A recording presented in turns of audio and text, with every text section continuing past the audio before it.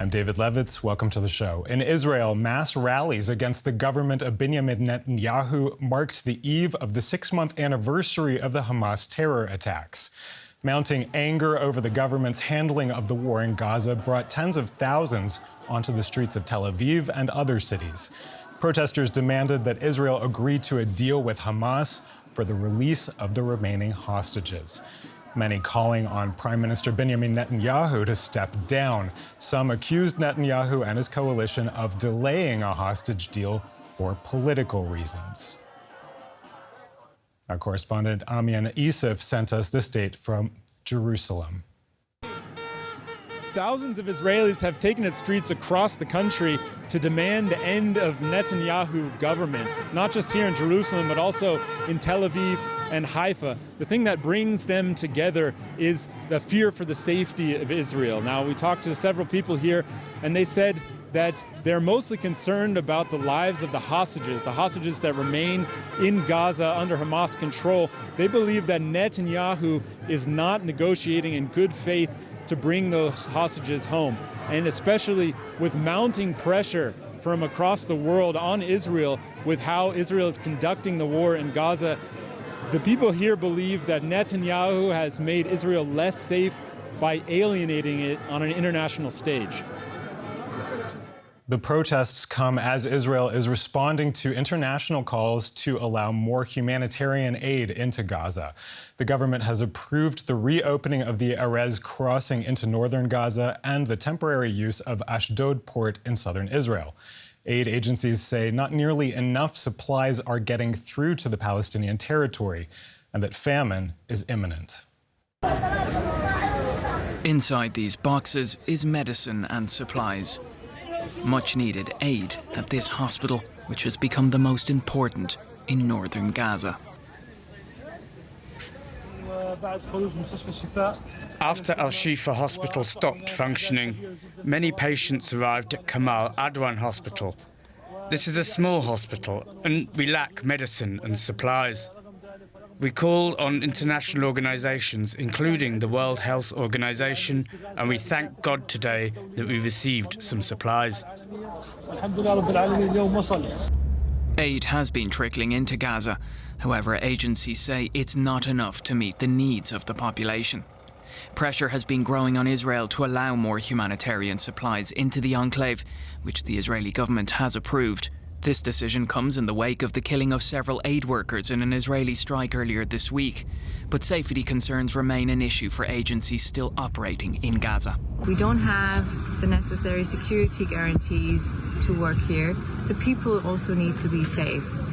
So for us to really be able to scale up, to avert famine so that people don't have to die because they don't have food, we need security guarantees for us as humanitarians, but also for the people we serve in Gaza. Famine is edging closer in northern Gaza, where some 70% of the population is facing catastrophic hunger, according to the UN's World Food Programme. Oxfam says since January, Palestinians in northern Gaza have eaten an average of just 245 calories per day. That's less than a can of beans. When we were displaced at the beginning of the war, we used to eat rotten bread because of the high food prices. This is the only place where I can get anything for my children. I have 3 boys and a girl. They need food. Where do I get food? I can't afford to buy it. Everything is so expensive and I have no money. This local kitchen is our safe place. We come here every day. A problem shared by many Gazans 6 months into the war and with no end in sight to their suffering. The U.S. and Israel are on high alert, expecting retaliation for the bombing of Iran's embassy in Damascus on Monday. After funerals for 7 members of the Revolutionary Guard who were killed, Iran warned that it reserves the right to, quote, take a decisive response. Tehran says Israeli warplanes were used in what it considers a major escalation in Israel's war with its regional adversaries.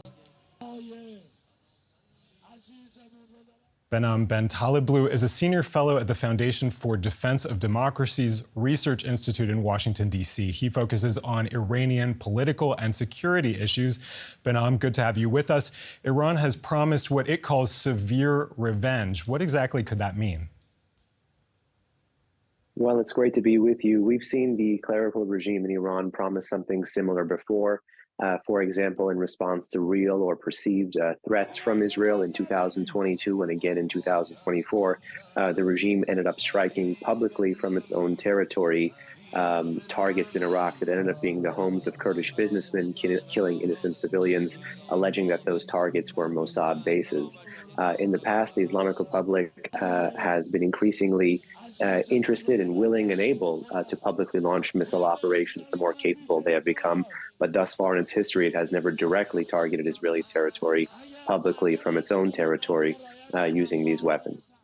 So what is the risk of us seeing a full-out regional war now? There's certainly the risk, but looking at Iranian commentary, particularly within the past 48 hours, while there is talk of quote-unquote a slap against Israel and lots of political and security and military officials on a recently manufactured Iranian holiday called Quds Day the other day, which is held on the last Friday of the holy month of Ramadan, between their commentary, if you kind of read between the lines, was a lot about how Iran felt emboldened because it felt like it was already winning in the battlefields of the post-October 7 Middle East.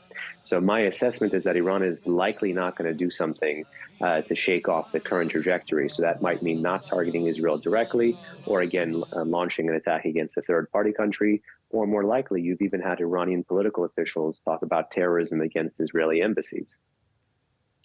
So what capacity would Iran, though, have to hurt Israel?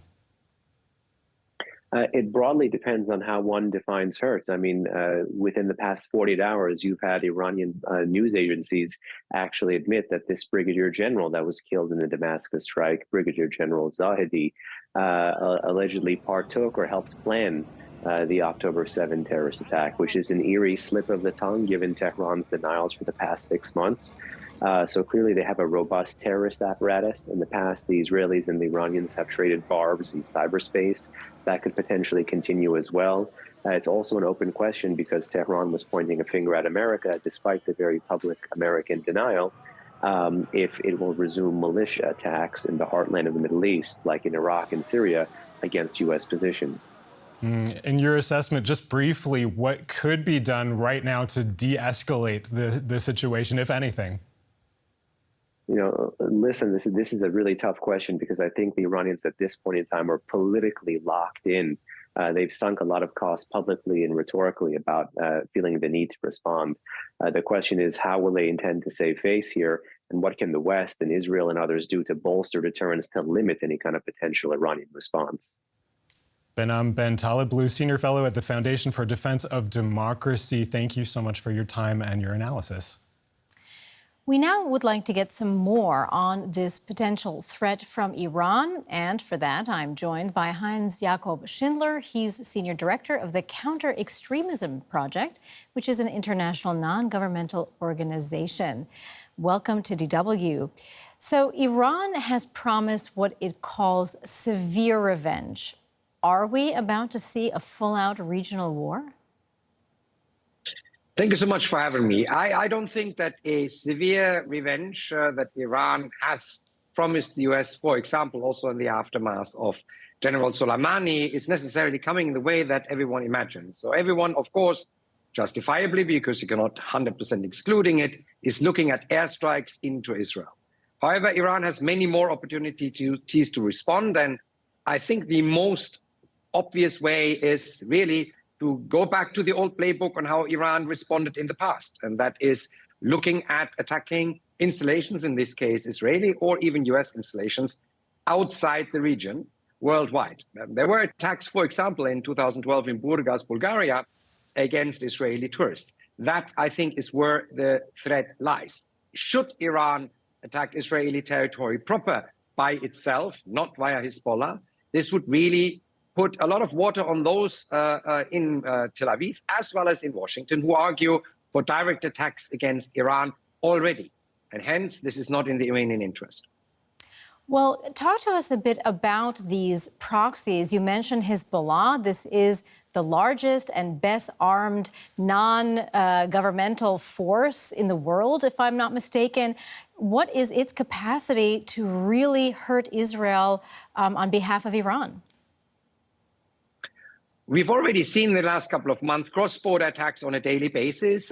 Around 80,000 Israelis in the north of Israel have not been living in their homes since the last 6 months. This is a real pressure also on the Israeli economy and a political pressure on the government. But Hezbollah is much more than that. Hezbollah has a global drug distribution and transporting network that finances in part the group. Hezbollah has quite a lot of economic interests around the world, and Hezbollah has an attack network structure. Every single attack in the last several decades that Iran initiated had some element of Hezbollah operatives behind it, i.e. normally the strategic planning, the organization on the ground was done by IRGC or Pastoran officers, sometimes even based in the embassies in the country. But the operatives who actually planted the bomb, who killed the individuals, these were Hezbollah operatives. So Hezbollah is, for all intents and purposes, if needed, also an additional foreign attack network for the Islamic Republic of Iran. And if, as you suggest, this retaliation may even take place outside of the Middle East, possibly in some other country, in some other continent, is there anything that can be done to de-escalate the situation right now?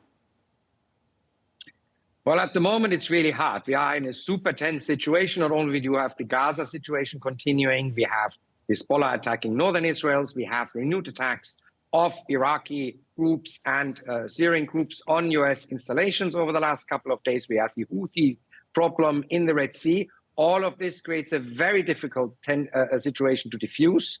The regime in Tehran, of course, after the death now of a really high-ranking general who was also the liaison person between Iranian forces in Syria and Hezbollah forces that operate in Syria on the behest of Assad, in the embassy of Tehran, in Syria, is a really, really difficult political thing. And they will have to react, unfortunately, in some shape or form. That was Hans-Jakob Schindler, Senior Director of the Counter-Extremism Project. Many thanks indeed.